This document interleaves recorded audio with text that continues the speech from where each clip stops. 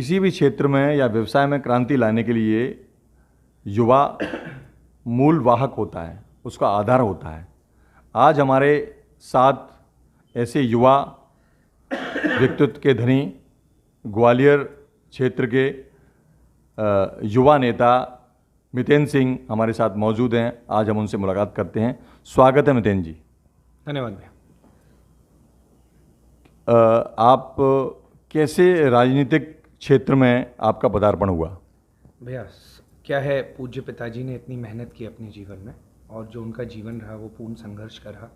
मेरा प्रयास था कि जिस दिन उन्होंने अपनी आखिरी सांस ली वो कांग्रेस पार्टी के लिए ली और बड़ी मेहनत करके उन्होंने अपना, मैं ये कहूँगा कि वो शहीद हुए, क्योंकि प्रोग्राम के समय उनको हार्ट अटैक आया।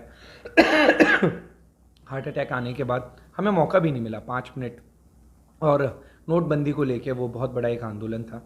तो मेरा ये मानना है और मेरी ये सोच है इस समय कि जो पिता के अधूरे काम हैं वो कामों को आगे बढ़ाना है और पिता ने जो नाम कमाया उसको आगे बढ़ाते चलना।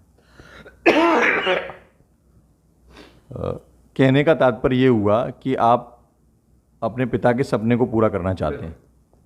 डेफिनेटली हर बेटे का कर्तव्य होता है, हर पुत्र का कर्तव्य होता है कि अपने पिता के कार्य को आगे बढ़ाना, और वही काम मैं निरंतर कर रहा हूँ और उसी विचारधारणा से कर रहा हूँ। यदि आप पॉलिटिक्स में ना होते तो क्या होते? शायद आज एक मॉडल और एक एक्टिंग करियर होता, एक बिजनेसमैन करियर होता, और जहाँ कहीं ना कहीं जब मैं मिस्टर इंडिया रहा, उसके बाद mister United continent first runner up रहा फिलीपींस में, तो मेरा प्रयास रहा है हमेशा कुछ आउटस्टैंडिंग करने का, एक एग्जाम्पल, एक उदाहरण बनने का, क्योंकि जीवन एक बार मिला है, बार बार नहीं मिला है।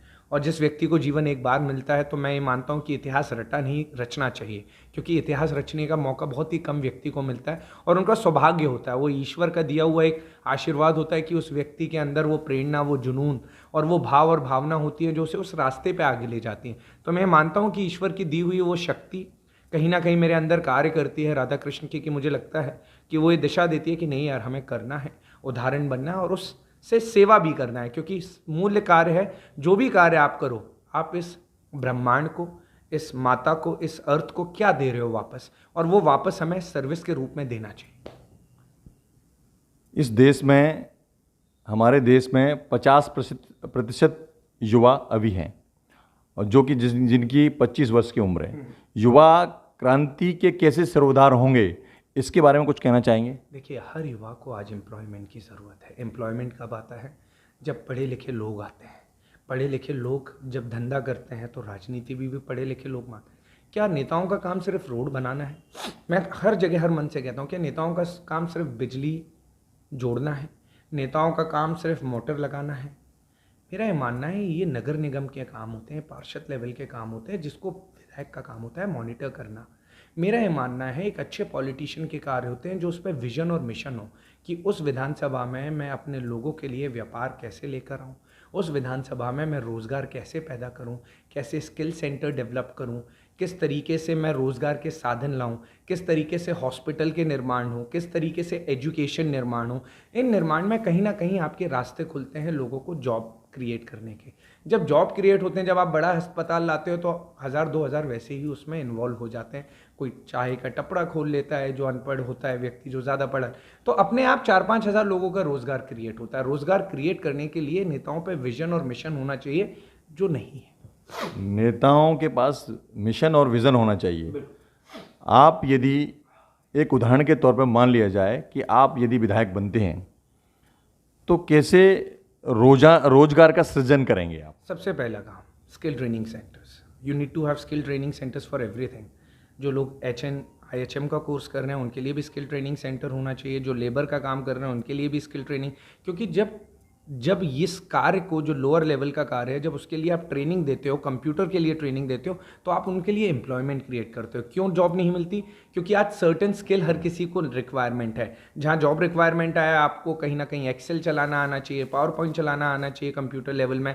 जहाँ होटल मैनेजमेंट है वहाँ इंग्लिश बोलना आना चाहिए, सर्विस देना आना चाहिए। तो जब स्किल ट्रेनिंग सेंटर्स होंगे तो हम वो नए युवाओं को क्रिएट कर रहे हैं। दूसरा तरीका कि मान लीजिए आज हम विधायक बनते हैं, ईश्वर हमें बनाता है, तो सबसे अच्छा कार्य, हर वार्ड के अंदर आप डांस सेंटर लाइए, हर वार्ड के अंदर आप सिंगिंग सेंटर लाइए। आप क्या कर रहे हो, वो जो नए नौजवान सीख रहे हैं उनको एक मौका भी दे रहे हो रोजगार का, और एक टैलेंट भी क्रिएट कर।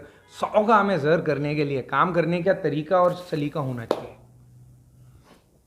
ग्वालियर जिस विधानसभा से आप टिकट मांग रहे हैं, वहाँ पर आपसे पहले सीनियर, उम्र दराज और आपसे पूर्व कई नेता वहाँ पर टिकट की आस में लगे हुए हैं और अपनी जोड़ तोड़ से आला कमान से संपर्क में हैं। कैसे अपने आप को टिकट के दावेदार बना पाएंगे आप? देखिए, मैं सिर्फ इतना जानता हूँ, टिकट का दावेदार जनता बनाती है, बाकी मेरा काम, मेरा कर्म जो ईश्वर साक्षात देख रहा है। और हम टिकट मांग रहे हैं, मेहनत कर रहे हैं, कर्म कर रहे हैं। फैसला कांग्रेस पार्टी को लेना है, जो पार्टी तय करेगी उस फैसले के साथ हम हैं। क्योंकि मेरे फादर ने जब जीवन को कांग्रेस को दे दिया, तो स्वाभाविक सी बात है अपन भी कांग्रेस के प्रति ईमानदारी, वफादारी से काम करना चाहते हैं। और उस सोच और उस विचारधारणा से आगे बढ़ रहा हूँ। और जब पार्टी मौका देगी, टिकट देगी, अब किसको देगी, किसकी प्रेरणा को देगी, वो तय पार्टी करेगी और ईश्वर करेगा। तो मौका मिलेगा तो कुछ आउटस्टैंडिंग करके दिखाएंगे। क्या आपको लगता है कि आपका जो लक है आपके पिताश्री जैसा नहीं होगा? देखिए, मैं ये मानता हूँ मेरे पिता का लक बहुत अच्छा था। टिकट मांगना ही सब कुछ नहीं होता, नाम कमाना। और मेरा तात्पर्य, बीच में टोकूंगा, मेरा तात्पर्य है कि पिताश्री आपके सौम्य स्वभाव के थे, कभी भी उन्होंने द्वेषपूर्ण भावना नहीं रखी अपने कार्य क्षेत्र में। तो उनका ये जो लूप होल्स समझा जाए या बैकडोर समझा जाए कि जिस कारण उनको टिकट न मिला, क्या इस प्रकार से आपके साथ भी हो सकता है क्या? देखिए, ये तो ईश्वर तय करेगा। हर किसी के कर्म का हिसाब ईश्वर रखता है, व्यक्ति नहीं रखता है। अगर ईश्वर को देना होगा तो वो देगा। और मैं मानता हूँ ईश्वर बहुत ही कुछ अच्छा करता है। और मैं ये मानता हूँ हर नकारात्मक में भी सकारात्मक ढूंढना चाहिए। जो मैंने पिता से सीखा, नहीं मिला तो उन्होंने एक सकारात्मक सोच ढूंढी, और उस सकारात्मक में शायद 230 में से लोग 100 विधायकों को जानते होंगे, पर मैं मानता हूँ मेरे पापा को विधायक से ऊपर लोग जानते थे। क्यों? चरित्र कमाना। मैं आज आपके चैनल के माध्यम से ये कहूँगा, राजनीति करना, टिकट लेना, ये गोल्स होते हैं, जीवन नहीं होता। इसको जीवन ना बनाएं। These are the goals। अगर गोल हो जाता है तो ठीक है। लोग टारगेट रखते हैं कि हमें 10 करोड़ कमाना है, शायद 50 लाख ही कमा पाते हैं। राइट। तो इसका मतलब ये थोड़ी ना कि भगवान उन्हें 10 करोड़ नहीं देना चाहता, मेहनत ज़्यादा कराएगा, कोई बात नहीं। तो ये गोल है, मिलेगा तो ठीक, वरना जो चरित्र कमाना आज राजनीति में सबसे महंगा गोल है, वो मेरे पिता ने कमाया और मैं उस कमाने के रास्ते पे निकला हूँ। क्योंकि व्यक्ति के जाने के बाद भीड़ कितनी लगती है, ये दर्शन सिंह उसका खुद ही उदाहरण है कि 12 तारीख को सीएम भी भाजपा का घर होके गया था। तो ये गोल नहीं, ये चरित्र कमाया, जिससे वो उस पदवी के थे कि जहाँ पर भाजपा के सीएम से लेके बड़े लोग तक इस घर पे आए थे। तो ये मेरे फादर ने कमाया। क्या चरित्र का निर्माण कर पाना किसी पॉलिटिशियन के लिए इजी है? आपके फादर ने एक चरित्र का निर्माण किया, एक अपने लिए माहौल बनाया कि लोग उन्हें अन्य पार्टी का, विरोधी पार्टी का होने के बावजूद भी उनके घर पर आकर के उनसे मिलते थे। क्या इस प्रकार से अन्य नेता चरित्र निर्माण कर पाते हैं, चाहे वो किसी भी पार्टी को, भले बीजेपी के हों या कांग्रेस के हों? क्या इस तरह से मूल रूप से जो मूलतः जो लोग राजनीति करते हैं, क्या चरित्र निर्माण कर पाते हैं? चरित्र निर्माण करने के लिए एक अच्छी सोच, एक सरल सोच की ज़रूरत है। और हर व्यक्ति का चरित्र निर्माण हो सकता है अगर वो क्लियर हो कि वो स्वार्थी ना हो, निस्वार्थ हो। जो गीता कहती है, कर्मण्यवातिका रस्ते माँ फलेषु कदाचना कर्म फल हेतु भूमु माते संगोष कर्मणि, कि आप जो भी कर्म करते हैं उसका फल मिलना तय होता है। तो मैं निस्वार्थ कर्म करना पसंद करूँगा, ना कि स्वार्थ। निस्वार्थ कर्म होता है तो चरित्र अपने आप चलता है। बीजेपी के इस समय स्टैंडिंग विधायक और मंत्री हैं। पूर्व उनकी जो कार्यशैली और जो कार्य का समय है, कार्य अवधि है, लगभग 10 साल के आसपास हो चुकी है। क्या मितेंद्र सिंह या अन्य कोई नया कैंडिडेट यदि विधायक के लिए वहाँ लड़ता है तो टिक पाएगा? वो जनता तय करेगी, और जनता ही वोट डालती है, वही सर्वा बनाती है। तो ये तय अपन उनको करने दें, कौन टिकेगा कौन नहीं टिकेगा। क्योंकि हर व्यक्ति से आप ये सवाल पूछोगे, वो कहेगा, किसी के बारे में बुराई करेगा। और बुराई करना मेरा स्वभाव नहीं है, ना किसी को तौलना मेरा स्वभाव है। वो काम ईश्वर का है, अपना काम है कर्म करना। मेरे कर्मों में इतनी शक्ति और प्रेरणा होगी तो जनता मुझे वोट डालेगी। अगर उन्होंने कुछ अच्छे काम किए होंगे तो वो जनता ख्याल रखेगी। ख्याल रखने का काम जनता का है। जनता जानती है क्या काम हुए क्या नहीं हुए 10 सालों में। तो इससे अच्छा स्मार्ट क्वेश्चन आपको जनता देगी। राजनीति में किसी के भाग्य और चरित्र का निर्माण करना भी जनता के हाथ में होता है। बिल्कुल। और अभी जो आप कांग्रेस से ग्राउंड लेवल पर काम कर रहे हैं, आप लोगों के बीच पहुंच रहे हैं, अभी आपका जो ग्राउंड लेवल पर काम है, अपने विधानसभा क्षेत्र में जा रहे हैं, लोगों से मिल रहे हैं, क्या रुझान है जनता का आपके प्रति? ये सवाल आप जनता से पूछेगा, पर मैं ये मानता हूँ जो कार्य मैंने किया, जो जया किशोरी की कथा कराई, तो जनता का ये भी कहना था कि भैया लोग विधायक बनने के बाद नहीं करा पाते, आप तो कुछ भी नहीं है। तो ये सोच की बात है। मैं ये नहीं सोचता कि विधायक बनना ज़रूरी है कुछ कथा कराने के लिए, काम कराने के लिए। आप तो काम कराइए, जो अच्छा आए, जो मन में आए, ईश्वर ने जिस लायक बनाया वो आपसे खुद ही करवा लेगा। और जनता अच्छे व्यक्ति को पसंद करती है, सरल व्यक्ति को पसंद करती है। आजकल जनता पढ़े लिखे लोगों को भी पसंद करना चाहती है, बस वो मौका ढूंढ रही है। तो मैं मानता हूँ अगर मैं उनके चश्मे में फिट बैठूंगा तो मुझे ज़रूर पसंद करेंगे। 2023 की सरकार में देश की अगर आप कहें रूपरेखा कहूँ, या इसका उद्देश्य या सोच कहूँ, या पूर्ण रूप से कहूँ कि पूर्ण परिवर्तन, डेवलपमेंट, इंफ्रास्ट्रक्चर, इकोनॉमिकल, एम्प्लॉयमेंट, किसान, रोज़गार, वो सब कमलनाथ जी खुद में एक मॉडल हैं ये सब करने के लिए। तो जाहिर सी बात है कि कमलनाथ जी सरकार बनाएंगे और कांग्रेस पार्टी सरकार बनाएगी, और जो सोच और विचार जो युवाओं ने देखे हैं वो पूर्ण रूप से किसान के, नौजवान के, महिलाओं के, वो पूर्ण होंगे। धन्यवाद। अभी शिवराज सिंह जी 1,000 से लेकर के 10,000 रुपये तक महिलाओं को, अपनी बहनों के लिए दे रहे हैं, और घर भी मुहैया करा रहे हैं, और अन्य तरह तरह की योजनाओं को लाभ दे रहे हैं। क्या कहेंगे? जनता को खरीदना बंद करें, इसे कहते हैं बैकडोर खरीदना। तो इसे एक तरीके से इल्लीगल तरीका कहा जाता है। बनाना है तो लायक बनाइए, बनाना है तो बच्चों को स्कॉलरशिप दीजिए, बनाना है तो ट्रेनिंग सेंटर्स बनाइए, बनाना है तो उनके लिए सेवा, जिस तरीके से राजस्थान में चिरंजीवी योजना 20 लाख तक आप फ्री इलाज करा सकते हैं, ऐसी स्कीम लाइए। पैसे बांटिए मत, पता चले यहाँ बांट रहे हैं और 1200 नाम से गैस और सिलेंडर से वसूल कर रहे हैं। तो एक जगह हुआ देना, एक जगह हुआ लेना। तो अब जनता इतनी मूर्ख नहीं है, तो जनता के हाथ पैर की जगह उनके हाथ पैर को मजबूत करिए, ना कि उनको हताश करिए, ना कि ये बताइए हम दे रहे हैं, उनको लायक बनाइए, ना कि उन्हें कमज़ोर बनाइए। क्योंकि पैसा बांटना, फ्री का ये करना, कहीं ना कहीं हम मानसिक भाव से कहीं ना कहीं एक मैसेज गलत देते हैं। आज जनता को ज़रूरत है डेवलपमेंट की, जनता को ज़रूरत है स्कीम्स की।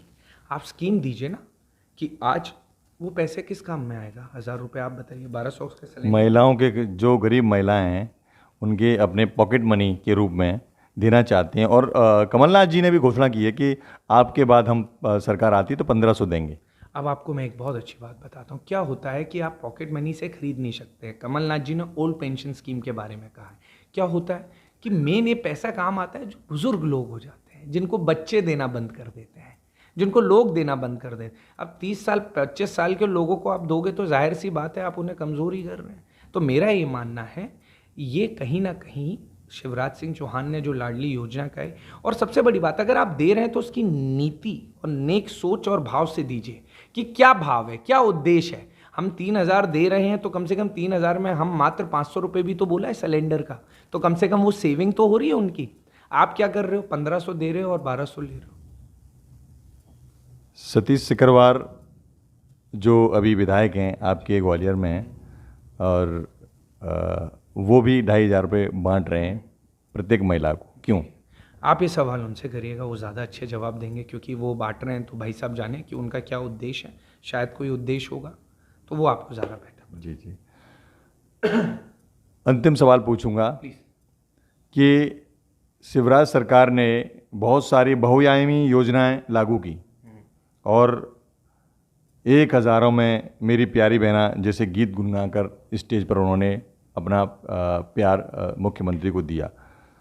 आपको नहीं लगता कि इस बलबूते पर शिवराज चौहान सरकार फिर से बना लेंगे? देखिए, मैं सिर्फ एक ही बात कहूँगा, जनता समझ चुके हैं कि घोषणा पुत्र अगर कोई है तो उनके मामा हैं। आज 17-18 साल में घोषणा ही की गई हैं, इम्प्लीमेंट कुछ नहीं कर रहे। आप खुद एक रिपोर्टर हैं, आप खुद जानते हैं। मैं कहूँगा एक सड़क का नाम आप बता सकते हैं ग्वालियर में जिस पे एक गड्ढा नहीं है? प्लीज़ बताइए। सड़कों की तो बुरी स्थिति है।